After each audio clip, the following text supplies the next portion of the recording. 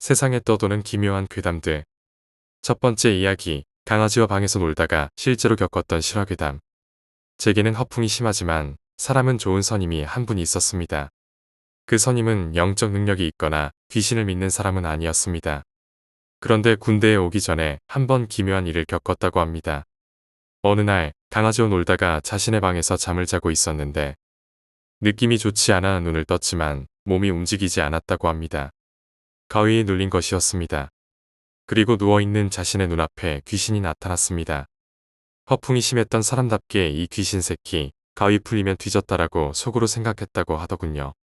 얼마 뒤 가위가 풀리려는 순간 귀신이 아파트 창문을 넘어 아래로 도망쳤다고 합니다. 그때 잡았어야 했는데 그는 허풍인지 아쉬운 탄식인지 모를 말을 남기며 이야기를 이어갔습니다. 다시 잠자리에 들기 위해 침대에 누웠는데 문득 강아지가 생각나 고개를 돌려봤더니 강아지가 구석에 고개를 받고 벌벌 떨고 있었다고 합니다. 평소 장난과 허풍이 심했던 그 사람의 눈빛만큼은 그 말을 할 때만큼은 진지했고 공포가 어려 있었습니다. 그런데도 역시나 마지막은 그 선임답게 이 개새끼가 주인이 괴로워하는데 도망을 쳐.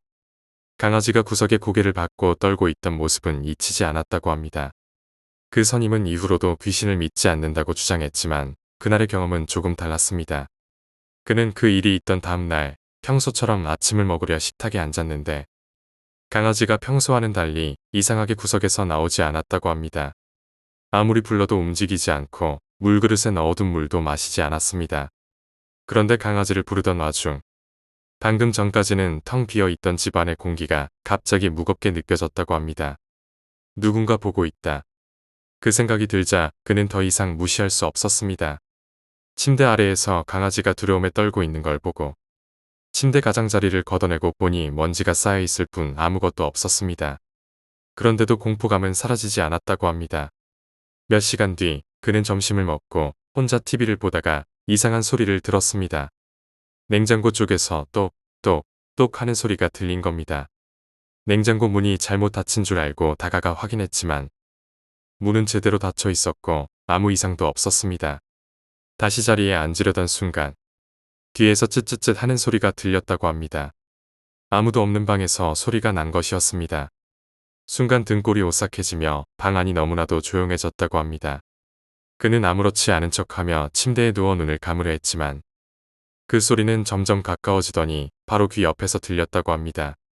급히 눈을 떴을 때는 방 안에 아무것도 없었지만 분명 누군가 자신을 지켜보고 있다는 기분은 사라지지 않았습니다.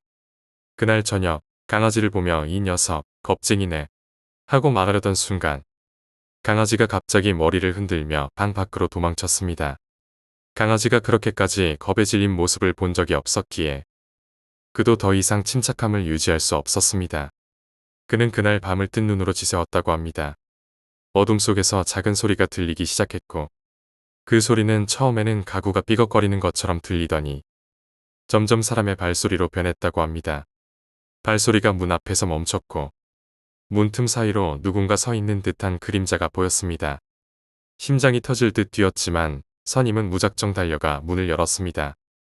하지만 복도에는 아무도 없었습니다. 그 순간 바로 뒤에서 누군가가 왜 나를 보지 않았니? 라는 낮은 목소리로 속삭였다고 합니다.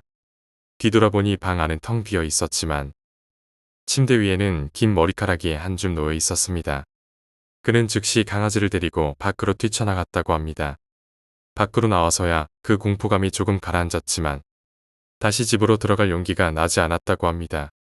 며칠 동안 그는 친구 집에 머물며 집에 들어가지 않았습니다. 그러던 어느 날 그는 용기를 내어 집에 돌아갔습니다. 하지만 집 안으로 들어가는 순간 다시 한번 그 무거운 공기가 느껴졌습니다. 그는 아무 말 없이 강아지의 목줄을 챙겨 바로 나와버렸다고 합니다. 그 후로 그는 그 집을 떠나 다른 곳으로 이사했다고 합니다. 하지만 이상한 일은 계속해서 이어졌습니다. 새로 이사한 집에서는 이상한 소리가 들리거나 어디선가 갑자기 머리카락이 떨어지는 일이 반복되었다고 합니다. 결국 그는 자신이 무언가를 데려온 것이 아닐까 의심하게 되었습니다. 현재 그는 그런 경험을 이야기하며 여전히 웃어넘기려 노력하지만 그날 이후로 그는 혼자 있는 것을 두려워하게 되었다고 합니다. 그리고 한 가지 확실한 것은 강아지는 여전히 아무 이유 없이 구석에 숨거나 공중을 보며 낮게 으르렁거리곤 한다는 겁니다. 두 번째 이야기, 미스터리한 사건들. 첫 번째, 치악산 토막 연쇄 살인 사건. 1980년 시국이 어수선하던 시기에 우리나라 명산 중 하나인 치악산에서 이상한 사건이 발생했다. 40대 한 남성이 등산 중이었던 것으로 추정되며 토막 살해된 채로 발견된 것이다. 당시 토막 살인이라는 것은 매우 드문 일이었고 시체가 너무 잔혹해 언론에는 공개되지 않았다. 비밀리에 수사가 시작되었으며 시신은 국립과학수사연구원으로 옮겨졌다. 수사팀은 살해 도구를 찾기 위해 혈안이 되었지만 끝내 적당한 도구를 추정하지 못했다. 그 이유는 시체가 토막난 면이 지나치게 부드러웠기 때문이었다. 마치 SF 영화에서 나오는 레이저 빔으로 절단된 것처럼 매우 정교하고 매끄러웠다. 국과수에서도 이러한 절단면을 설명할 수 없을 정도로 기술적인 난제에 봉착했다. 그런데 문제는 이것이 단 한 번의 사건이 아니었다는 점이었다. 첫 번째 시체가 발견된 후 7일 간격으로 치악산 근처에서 똑같이 토막난 시체가 발견되었다. 결국 19의 시체가 발견되었으며 모든 시체가 한치의 오차도 없이 정확히 부위별로 나뉘어 있었다. 국과수 전문가들은 어찌할 바를 몰랐고 도구를 추정할 수 없다는 점이 더욱 논란이 되었다. 도대체 어떤 도구가 이렇게 정밀하게 토막낼 수 있는가? 일각에서는 외계인의 소행이라는 황당한 추측까지 나왔지만 끝내 범인도 도구도 밝혀지지 못했다. 결국 이 사건은 미궁에 빠지고 말았다. 두 번째, 대성리 MT 20명 단체 음독 사건. 1986년 모 대학 학생 20명이 경기도 가평군 대성리로 MT를 떠났다. 남자 14명과 여자 6명으로 구성된 학생들은 대성리의 한 민박집에서 1박 2일 일정을 계획했다. 민박집은 방이 10여 개였고 사건 당시 주인 가족 외에 다른 숙박객은 없었다. 첫날 밤 학생들은 술을 마시고 기타를 치며 밤새 즐거운 시간을 보냈다. 그러나 다음 날 민박집 아주머니가 방을 열었을 때 끔찍한 광경이 펼쳐졌다. 방 안은 암모니아 냄새로 가득했고 20명의 학생이 모두 쓰러져 있었다. 국과수에서 전원 부검을 진행했으나 사망 원인을 명확히 밝힐 수 없었다. 학생들이 마셨던 소주와 막걸리를 검사했지만 어떠한 독성 물질도 발견되지 않았다. 민박집 주인 가족 또한 조사받았으나 범행 동기가 없었다. 결국 경찰은 사건을 집단 자살로 마무리했지만 여전히 풀리지 않은 의문으로 남아있다. 세 번째, 낚시터 멧돼지 습격 사건. 1970년대 말 밀양의 한 저수지에서 낚시를 하던 50대 남성이 변사체로 발견되었다.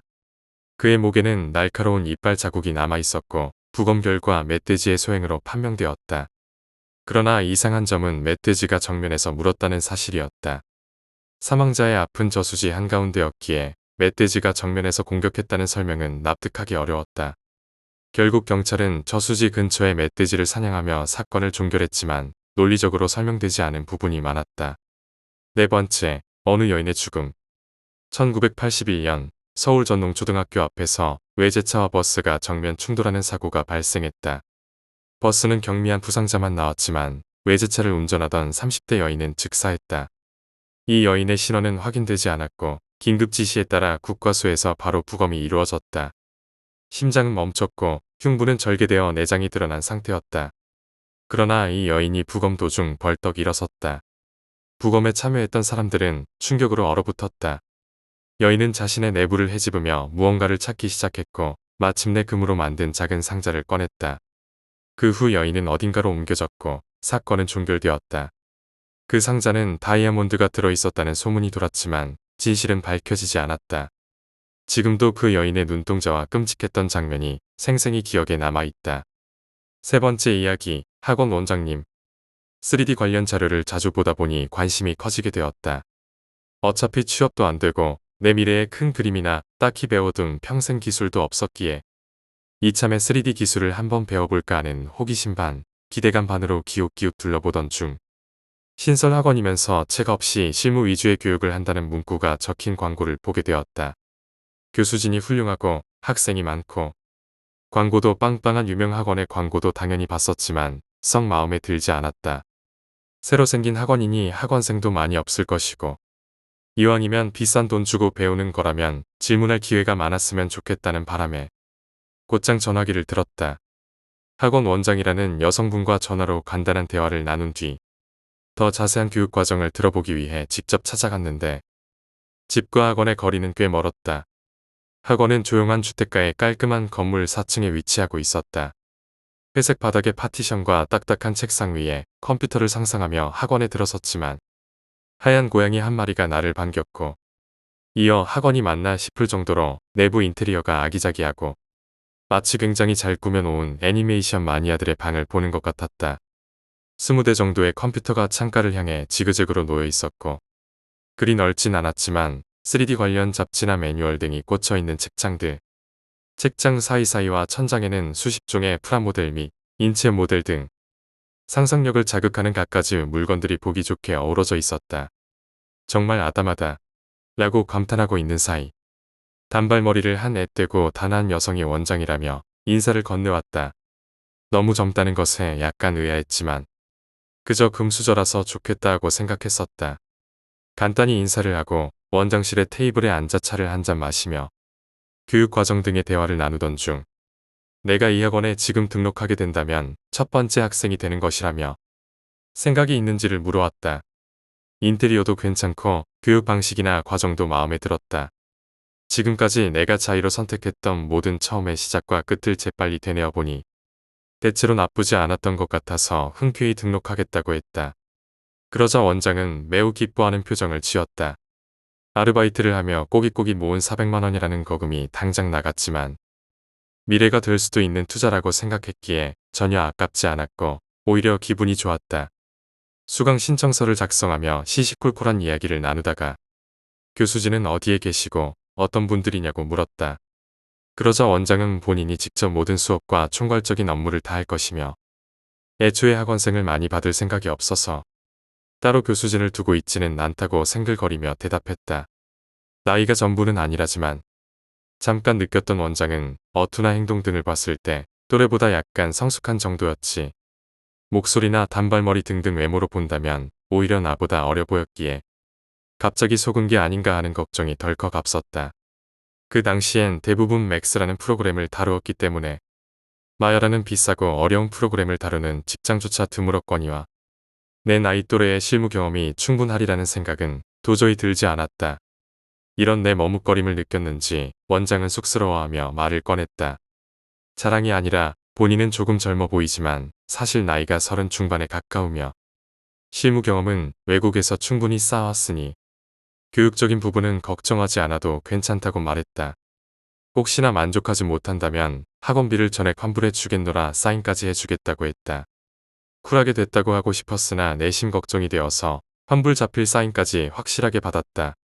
아무튼 등록을 하고 학원을 다니게 되었는데 당시 내가 살던 곳은 삼성이고 학원의 위치는 잠실쯤이라 지하철 타고 걷고 기다리는 시간까지 합치면 대략 하루 4시간을 지하철에서 보내야 했다. 교육과정은 생각보다 굉장히 빡빡하고 어려웠다. 학원생이 나 혼자라 원장은 아침 9시부터 내가 집에 갈 때까지 옆에서 1:1 교육을 해주었고 취미도 그저 원장실에 하루 종일 앉아 프로그램을 다루거나 영화를 보는 것이어서 거의 대부분의 시간을 학원에서 보냈다. 그리고 우려와는 달리 원장은 굉장한 능력자에 다정하기까지 했다. 잠시나마 의심했던 내가 문득문득 부끄러울 때가 많았다. 원장의 교육을 다 따라가지 못했던 나는 지하철에서 보내는 4시간이 너무 큰 걸림돌이었다. 집에는 프로그램을 구동시킬 정도가 되는 사양의 컴퓨터도 없어서 그저 학원에서 수업할 때 열심히 따라하면 되겠지라고 생각했었다. 그렇다고 원룸을 주변으로 옮기려고 알아보니 삼성에 비해 월세가 너무 높았다. 한 달 즈음 지난 주말 아침 학원에 자율학습을 하러 갔더니 뒤편에 못 보던 커튼이 쳐져 있었고 컴퓨터 세대가 놓여 있어야 할 자리에는 컴퓨터 대신 당시 유행하던 라꾸라꾸 침대와 새 이불과 베개 그리고 직접 노란 나비를 그려 넣은 하얀 쪽지가 있었다. 왔다 갔다 하는 거 힘들지? 밤늦게까지 공부하고 학원에서 자고 싶으면 그래도 괜찮아 힘내자. 주신 원장실 뒤로 나가면 샤워실도 있어. 전날 내가 꽤나 힘들다는 기색을 은연중에 비췄더니 원장이 이런 배려를 해주었다. 가정 불화로 가족들에게도 외면받아왔던 나에게 교육 이외에 이런 따스함까지 베풀어 주었다. 원장의 마음에 객지 생활의 긴장감이 확 풀리는 순간이었다. 미안함과 고마움의 눈물이 솟았다. 정말 열심히 했다. 집은 일주일에 한 번 가서 속옷 따위를 빨고 챙겨오는 곳이 되었고 대부분의 생활은 학원에서 했다. 아침 저녁으로 씻으러 샤워실에 들어가면 원장이 가끔 속옷을 샤워기 헤드라던지 대충 어딘가에 걸어두고 깜빡할 때가 자주 있었다. 원장이 민망해할까봐 그런 날은 일부러 안 씻었지만 허당끼를 보자 뭔가 싱숭생숭했었다.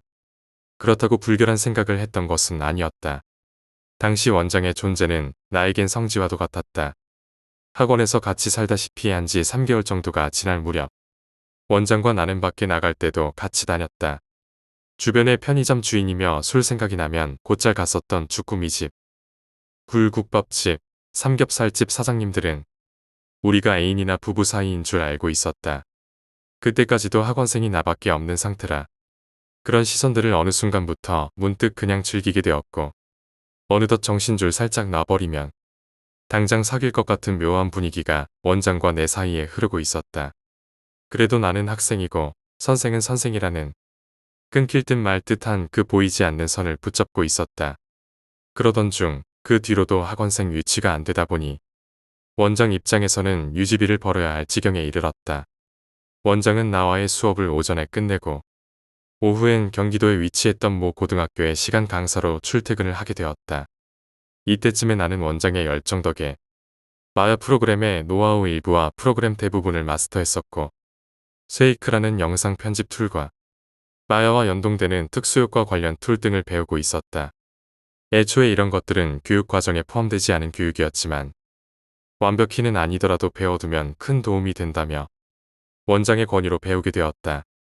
가끔 오전에 수업이 안 될 땐 퇴근이 늦어도 끝까지 교육을 해줬다.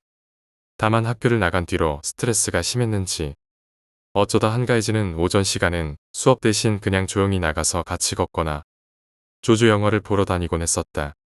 학교에 나간 지 한 달쯤 되었을 무렵 원장은 학교의 시간 강사 자리를 소개시켜준 선배라는 사람이 고마워서 술 한잔 사러 다녀오겠노라고 나간 뒤 그 술자리에서 모텔로 끌려갔다.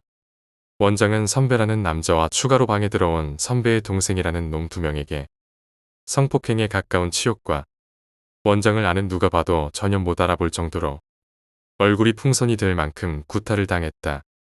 사람 얼굴이 그렇게 부풀어 오른 것은 처음 봤다. 모텔 청소 아주머니의 신고로 경찰이 도착했을 때 원장의 물건은 하이힐 한 켤레 외엔 없었고 원장은 한쪽 구석에 쓰러져 사시나무 떨듯 바들바들 떨고 있었다고 한다. 후에 들어왔다던 동생 2놈은 어디론가 사라졌고 그 선배라는 놈은 술이 떡이 되어 경찰이 와서도 한참을 지나도록 알아볼 수 없었다는 말 등을 원장의 어머니와 같이 들었다. 그 이야기를 들으면서 어머니께서는 몇 번이나 호흡곤란으로 기절하기도 했다. 너무나 안타까웠다. 그 후 원장은 얼마간의 요양기간을 가졌는데 아무도 만나지 않았으며 연락도 되지 않았다. 요양 후 다시 학원에 수업을 하러 왔을 때는 모든 것이 이미 달라져 있었다. 총명하고 예쁘던 2눈은 한쪽이 기울어져 있었고 코도 휘고 멍도 덜 빠진 상태였다. 늦게나마 봤는데 송곳니도 한쪽이 빠져서 말을 할 때마다 어눌함과 바람 새는 소리가 슉슉 났다. 내 노트에는 큰 재산이 될 거라며 그가 곧잘 적어주곤 했던 글들이 있었는데 이제는 손을 너무 떨어 무슨 글을 적는지 알아보기 힘들었다. 그럼에도 본인의 책임이라 여겼는지 애써 꿋꿋이 적어주었다. 수업이 힘들면 들어가라고 몇 번이나 부탁했는데도 원장은 괜찮다며 입을 가리고 웃었다. 활짝 웃는 얼굴이 선한데 입을 손으로 가리고 웃는 것을 보니 피눈물이 나는 듯했다. 문득 누군가가 부르는 소리에 화들짝 놀라 주저앉기도 하고 가만히 있던 물건을 치웠다 다시 놓고 이리 옮겼다 저리 옮기기도 했다. 그곳에서 무슨 일이 있었는지 가족이 아닌 관계로 확실히 알 수는 없었지만 전과 후의 모습은 끔찍하도록 많이 달라져 있었다. 학원에서 같이 있었던 사흘 동안 원장은 별로 먹지도 않고 잠과 수업만 반복하다가 사흘째 되던 날 오후쯤 갑자기 본인이 무슨 말을 하고 있는지도 모르고 정신없는 사람처럼 행동했다. 깜짝 놀라 휴대폰에 저장해둔 원장의 어머님께 급히 전화를 드렸다. 원장님이 좀 이상하니 병원을 한번 가보고 쉬어야 할 것 같다고 전하자 어머니께서 금방 오셔서 원장을 데려가셨다. 나도 학원 문을 잠그고 삼성의 집에서 주말을 보냈다. 월요일 아침 학원에 올라가는데 건물 입구에 경비 아저씨가 나를 불렀다. 원장이 이제 학원 운영은 안 할 모양이더라. 총각한테 전해주라고 해서 받아놨어.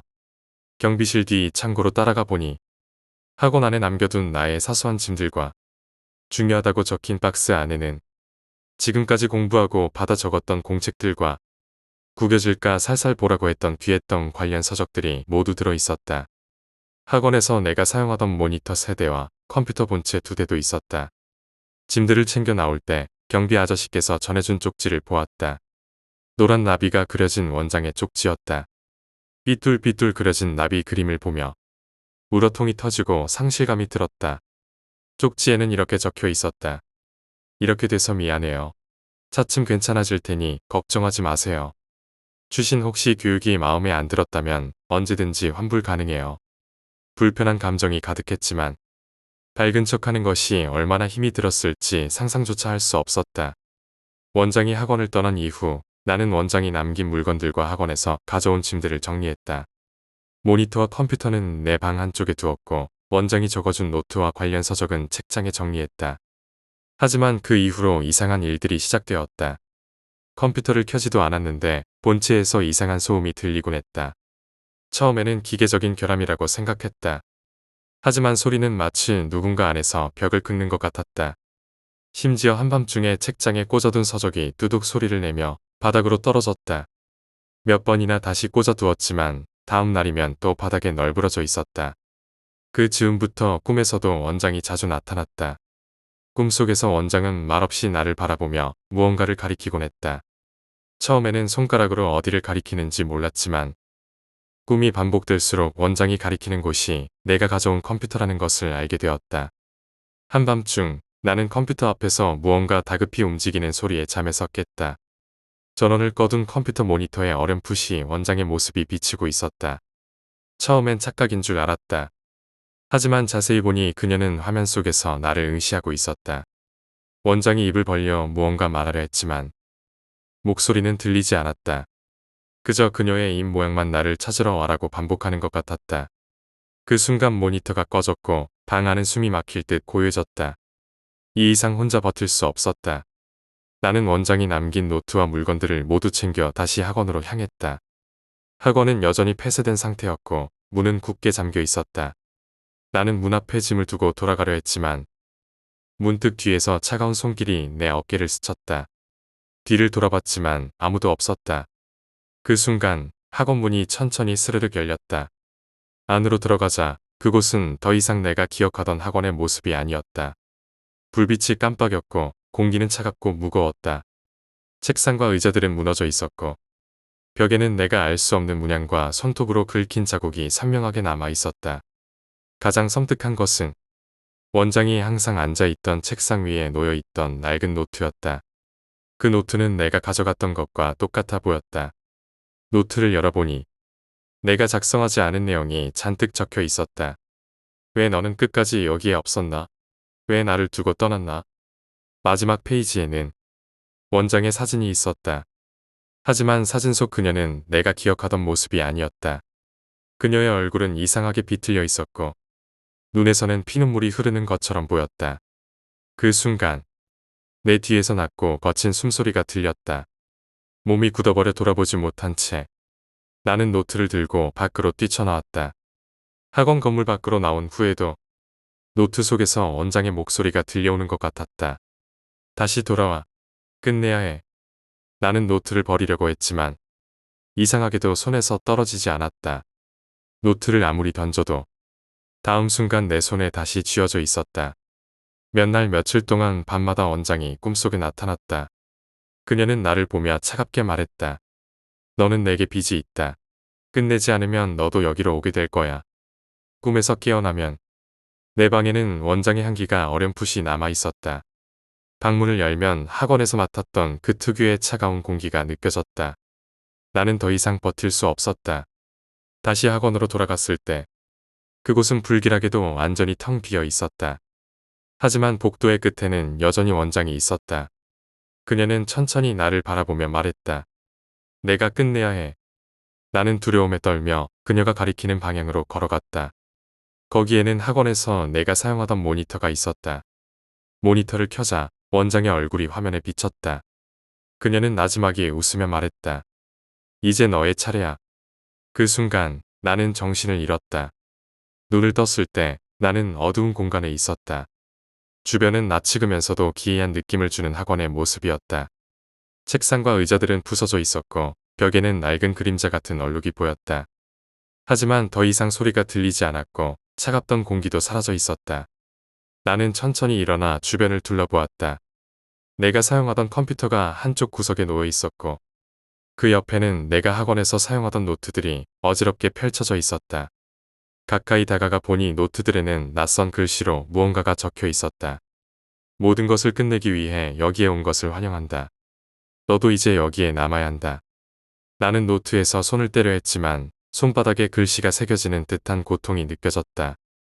글씨는 사라지지 않았고 곧이어 어두운 공간에 갑작스럽게 원장의 목소리가 울려 퍼졌다. 왜 이제야 돌아왔어? 이곳에 나 혼자 있어야 했던 이유를 알기라도 해. 목소리는 점점 가까워졌고 그 순간 벽에 비친 그림자가 서서히 원장의 형체로 변하기 시작했다. 하지만 그녀의 모습은 내가 기억하던 모습이 아니었다.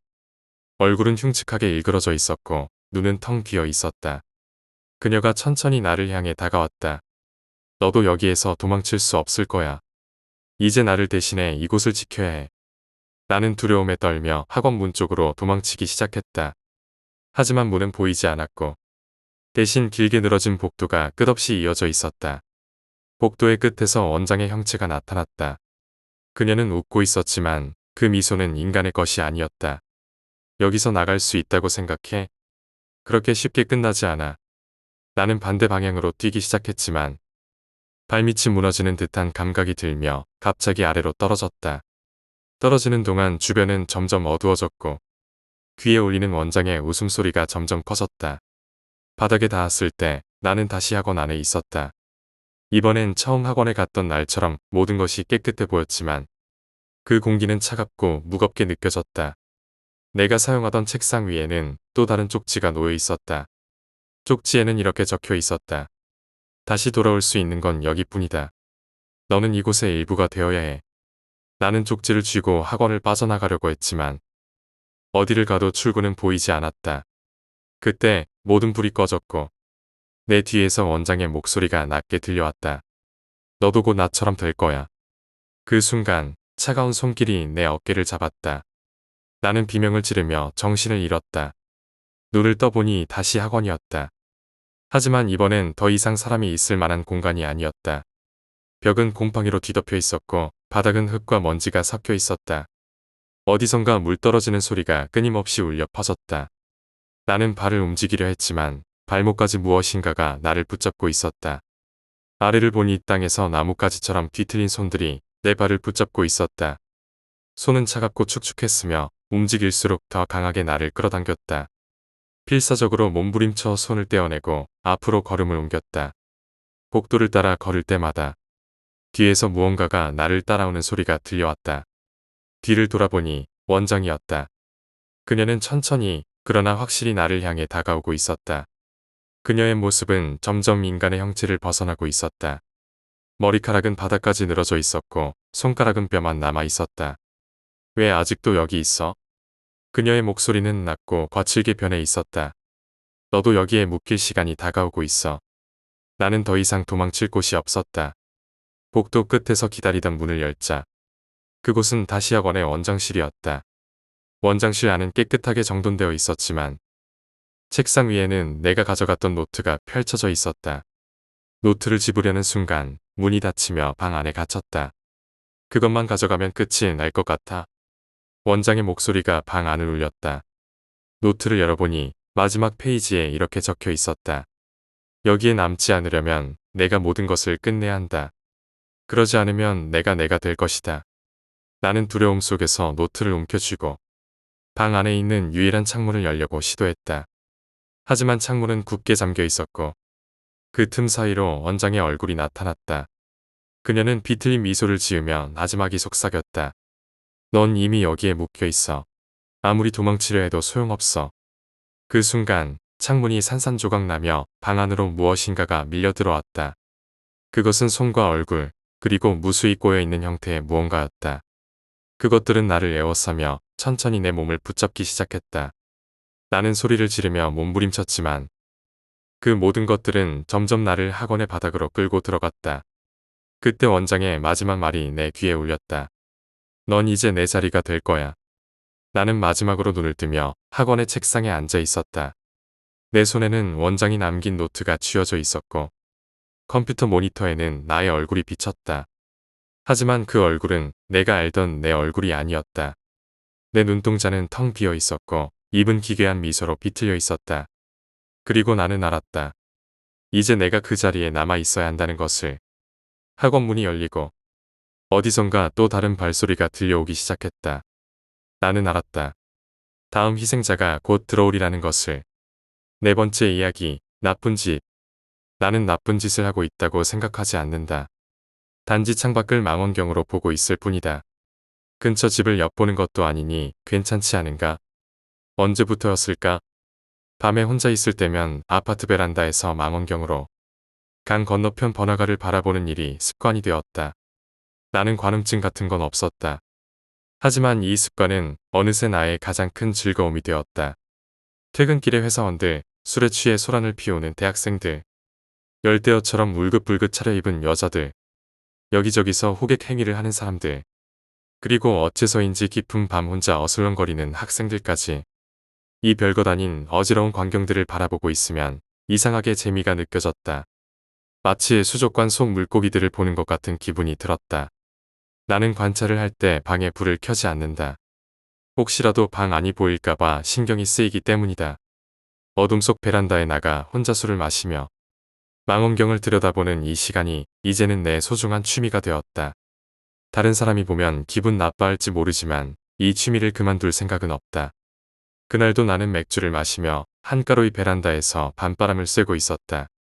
시간이 꽤 늦었지만 가끔 지나가는 사람들을 관찰했다. 오히려 재미있는 광경은 대체로 사람들의 왕래가 줄어드는 심야에 일어났다. 술에 취해 싸우는 사람들은 여러 번 봤다. 빌딩 틈에서 남녀가 몰래 관계를 가지는 장면도 본 적이 있다. 멀리서 본 것이라 확실하지는 않지만 칼 같은 것을 들고 같은 길을 몇 번이고 왕복하던 늑수그레한 노숙자도 있었다. 그러나 그날 내가 보고 있던 사람은 좀 달랐다. 정장 차림의 남자가 술에 취해 벽에 기대어 정신을 잃고 있었다.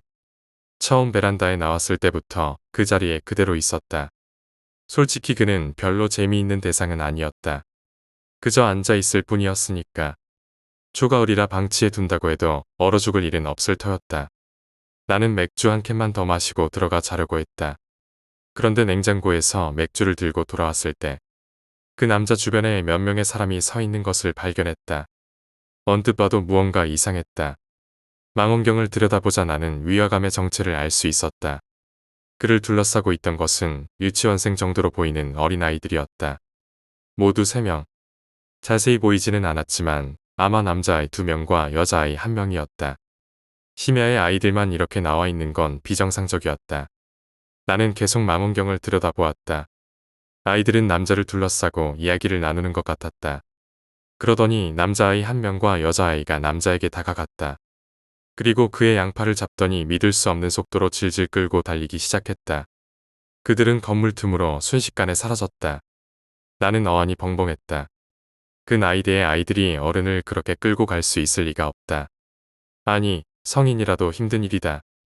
망원경 너머에는 아직도 한 아이가 남아 있었다.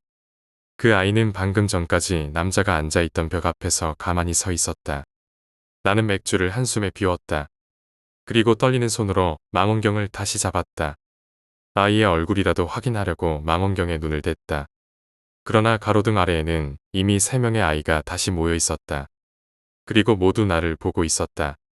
얼굴은 그림자에 가려 보이지 않았지만 그들이 나를 바라보고 있다는 건 분명했다. 겁에 질린 나는 망원경에서 눈을 떼고 서둘러 방으로 들어왔다. 육안으로 강 건너편을 보았지만 가로등 아래에는 아무도 없었다. 망원경을 다시 들여다보자 아이들은 이미 강을 건너고 있었다. 그리고 아파트 쪽으로 빠르게 다가오고 있었다. 그들의 움직임은 부자연스러웠다. 마치 사람의 가죽을 뒤집어 쓴 것처럼. 나는 망원경을 내려놓고 방 안으로 달려 들어왔다. 그러던 중 아파트 정문이 닫히는 소리가 들렸다. 이어지는 발소리. 계단을 올라오는 소리와 함께 기분 나쁜 낙엽 밟는 소리가 방 앞까지 다가왔다. 초인종이 울렸다. 나는 숨을 죽이고 문 앞에 서 있었다. 발소리는 멈췄지만 그들의 기운은 분명히 느껴졌다. 초인종 소리가 다시 울렸다. 짧고 간결하지만 그 소리는 귀를 찢는 것처럼 날카로웠다. 나는 겨우 정신을 붙잡고 거실로 물러났다. 문틈으로 무언가를 확인할 생각조차 하지 못했다. 손에 들린 지갑을 꽉 쥐고 방 안으로 더 깊숙이 들어갔다. 휴대폰을 찾아보려 했지만 어디에 뒀는지 기억나지 않았다. 손이 떨려 무엇을 제대로 잡을 수도 없었다. 그때였다. 문 밖에서 낙엽을 비비는 듯한 소리가 다시 들렸다. 그리고 점점 더 가까워졌다. 문턱 너머에서 무언가가 문을 긁는 소리가 들려왔다. 긁는 소리는 점점 길어지고 강해졌다. 마치 누군가 손톱으로 문을 긁어내는 것 같았다. 나는 숨을 참으며 뒤로 물러섰다. 바닥에 있던 작은 의자를 넘어뜨리며 발이 엉켰다. 그 소리에 순간적으로 긁는 소리가 멈췄다. 방 안은 고요해졌다. 하지만 고요함이 더 무겁게 느껴졌다. 문틈으로 들리는 목소리가 공기를 갈랐다. 그 목소리는 아이의 것처럼 들렸지만 울림이 기괴했다. 문을 열어줘, 여기까지 왔잖아. 목소리가 고르지 않고 떨렸다. 나는 그 자리에서 도망가고 싶었지만 다리에 힘이 들어가지 않았다. 다시 초인종이 울렸다. 하지만 이번에는 동시에 방 안의 전등이 깜빡이기 시작했다. 눈앞에서 빛과 어둠이 반복되며 머리가 어지러웠다. 나는 비명을 지르고 싶었지만 목소리가 나오지 않았다. 그 순간 내 방의 창문이 흔들리기 시작했다. 그들의 발소리는 문 앞에서 사라졌지만 창문 쪽에서 들렸다. 창문 밖으로 보이는 그림자는 아이처럼 작았다.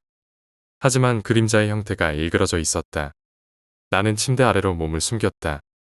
하지만 창문이 갑자기 쿵 소리를 내며 크게 흔들렸다. 이대로 창문이 깨질 것 같은 두려움이 밀려왔다. 문제는 그것만이 아니었다.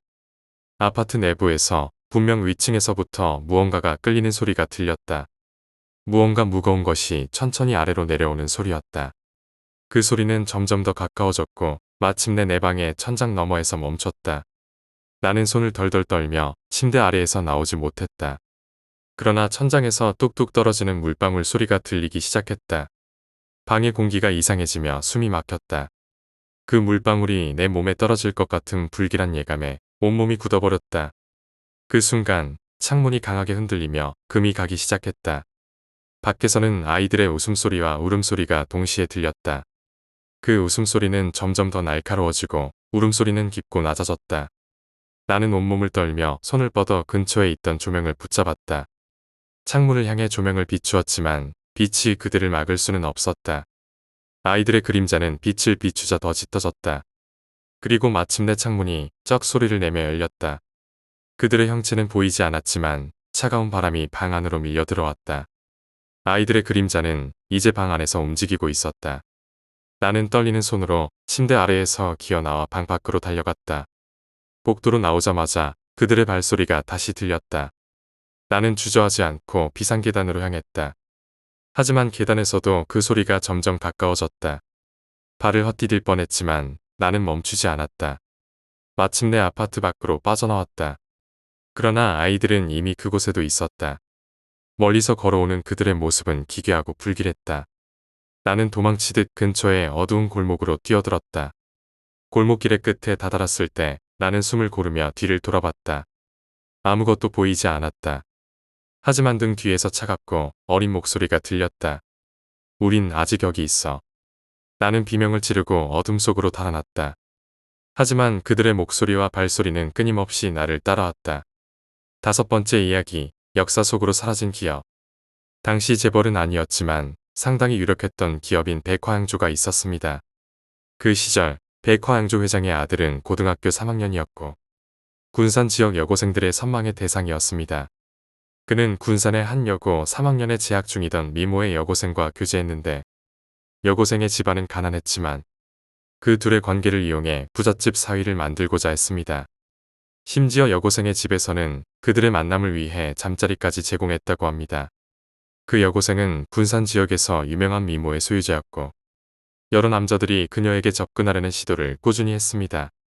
이러한 사실이 회장의 아들에게 알려졌고 그는 격분하여 여고생과 함께 공장으로 향했습니다.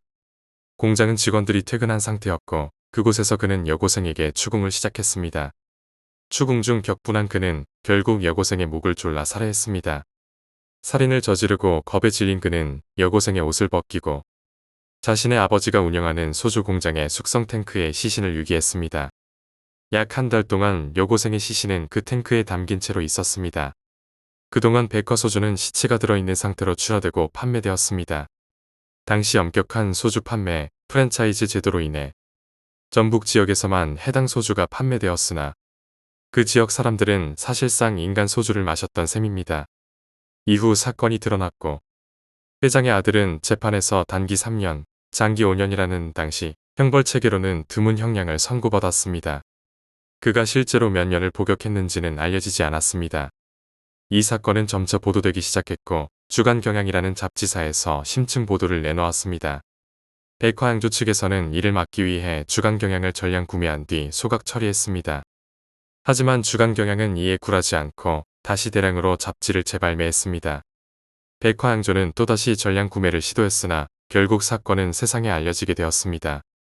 이로 인해 백화양조는 점차 쇠락의 길을 걷게 되었습니다. 당시 인기 작가였던 최인호와 한수산 같은 이들이 재벌 2세들의 행태를 비판하는 글을 언론에 기고하며 논란은 더욱 커졌습니다. 하지만 이러한 비판으로 실질적인 변화가 있었는지는 의문입니다. 오히려 그들은 더 교묘하게 행동했을 가능성이 큽니다. 이 사건 이후 고등학교 3학년이었던 회장의 아들은 30년이 지난 지금 50대에 접어들었을 것으로 보입니다. 그는 지금 무엇을 하며 살고 있을까요? 전북 군산을 기반으로 했던 백화양조는 결국 두산에 인수합병되면서 역사 속으로 사라졌습니다.